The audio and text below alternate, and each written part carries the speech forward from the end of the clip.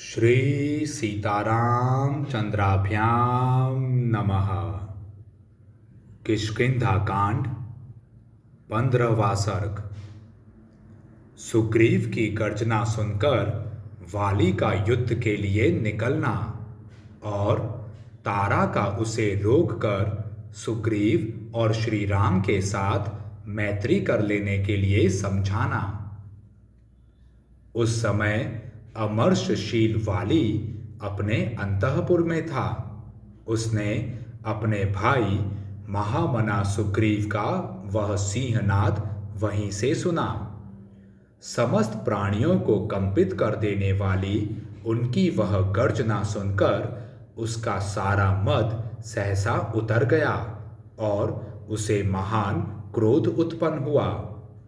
फिर तो सुवर्ण के समान पीले रंग वाले वाली का सारा शरीर क्रोध से तमतमा उठा।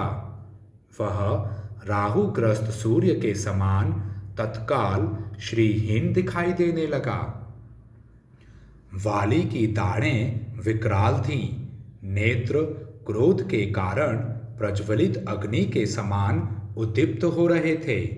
वह उस तालाब के समान श्रीहीन दिखाई देता था जिसमें कमल पुष्पों की शोभा तो नष्ट हो गई हो और केवल मृणाल रह गए हों।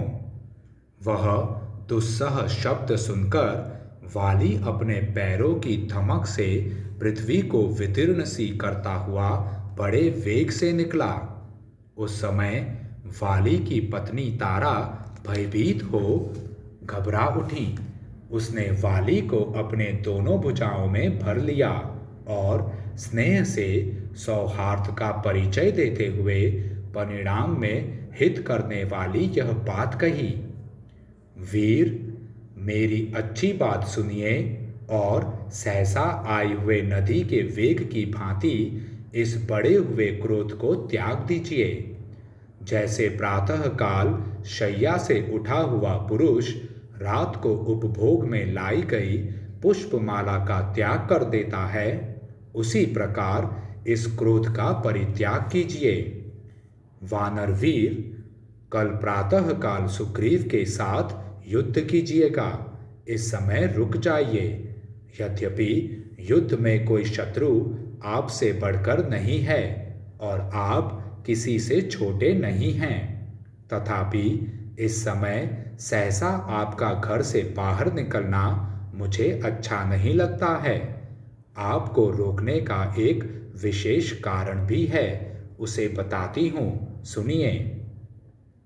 सुग्रीव पहले भी यहाँ आए थे और क्रोधपूर्वक उन्होंने आपको युद्ध के लिए ललकारा था। उस समय आपने नगर से निकलकर उन्हें परास्त किया और वे आपकी मार खाकर संपूर्ण दिशाओं की ओर भागते हुए मतंग वन में चले गए थे। इस प्रकार आपके द्वारा पराजित और विशेष पीड़ित होने पर भी वे पुनः यहाँ आकर आपको युद्ध के लिए ललकार रहे हैं। उनका यह पुनरागमन मेरे मन में शंका सी उत्पन्न कर रहा है। इस समय गरजते हुए सुग्रीव का दर्प और उद्योग जैसा दिखाई देता है तथा उनकी गर्जना में जो उत्तेजना जान पड़ती है, इसका कोई छोटा मोटा कारण नहीं होना चाहिए। मैं समझती हूँ सुग्रीव किसी प्रबल सहायक के बिना अब की बार यहाँ नहीं आए हैं। किसी सबल सहायक को साथ लेकर ही आए हैं, जिसके बल पर इस तरह गरज रहे हैं। वानर सुग्रीव स्वभाव से ही कार्यकुशल और बुद्धिमान हैं। वे किसी ऐसे पुरुष के साथ मैत्री नहीं करेंगे जिसके बल और पराक्रम को अच्छी तरह परख न लिया हो। वीर, मैंने पहले ही कुमार अंगद के मुंह से यह बात सुन ली है, इसलिए आज मैं आपके हित की बात बताती हूँ। एक दिन कुमार अंगद वन में गए थे। वहाँ गुप्तचरों ने उन्हें एक समाचार बताया जो उन्होंने यहाँ आकर मुझसे भी कहा था। वह समाचार इस प्रकार है। अयोध्या नरेश के दो शूरवीर पुत्र, जिन्हें युद्ध में जीतना अत्यंत कठिन है, जिनका जन्म इक्ष्वाकु कुल में हुआ है तथा जो श्री राम और लक्ष्मण के नाम से प्रसिद्ध हैं, यहाँ वन में आए हुए हैं। वे दोनों दुर्जय वीर सुग्रीव का प्रिय करने के लिए उनके पास पहुंच गए हैं।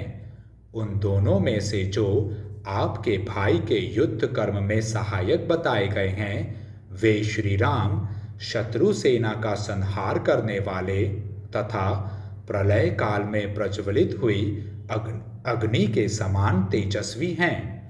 वे साधु पुरुषों के आश्रयदाता कल्पवृक्ष हैं और संकट में पड़े हुए प्राणियों के लिए सबसे बड़ा सहारा हैं।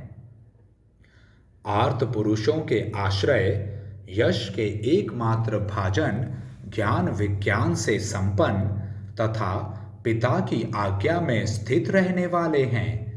जैसे गिरिराज हिमालय नाना धातुओं की खान है, उसी प्रकार श्री राम उत्तम गुणों के बहुत बड़े भंडार हैं।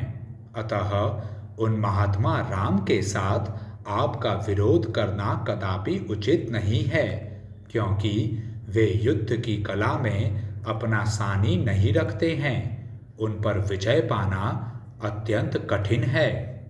शूरवीर, मैं आपके गुणों में दोष देखना नहीं चाहती, अतः आपसे कुछ कहती हूँ। आपके लिए जो हितकर है वही बता रही हूँ। आप उसे सुनिए और वैसा ही कीजिए। अच्छा यही होगा कि आप सुग्रीव का शीघ्र ही युवराज के पद पर अभिषेक कर दीजिए। वीर वानरराज, सुग्रीव आपके छोटे भाई हैं, उनके साथ युद्ध न कीजिए।